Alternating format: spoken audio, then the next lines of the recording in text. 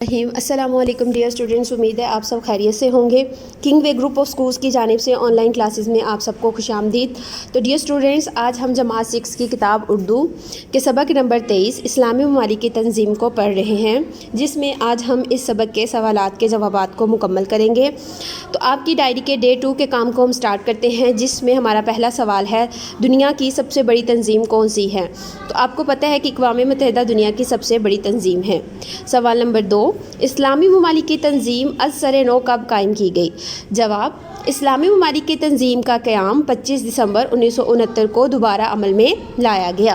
سوال نمبر 3، یہودیوں نے مسجد اقصی کو آگ لگانے کی شرمناک حرکت کب کی؟ تو اس کا جواب ہے یہودیوں نے اگست 1969 میں مسجد اقصی کو نذر آتش کیا۔ تو ڈیئر اسٹوڈنٹس، یہاں تک تھا ہمارا ڈے 2 کا کام۔ اب ہم ڈے 3 کے کام کو بھی سٹارٹ کرتے ہیں، جس میں ہم سوال نمبر 4 پڑھیں گے۔ اسلامی ممالک کی تنظیم کے 3 اہم اداروں کے نام لکھیں۔ تو بچوں، اس میں 3 ادارے ہیں۔ پہلا ہے اسلامی ترقیاتی بینک، دوسرا ہے اسلامی تعلیمی، سائنسی اور ثقافتی تنظیم، تیسرا انٹرنیشنل اسلامک عدالت و انصاف۔ ہمارا سوال نمبر 5، اسلامی تنظیم کے پروگرام 1920 اور 25 کے OIC کے تحت کتنے مقاصد کو ہدف بنایا گیا؟ تو OIC کے تحت 108 مقاصد کو ہدف بنایا گیا۔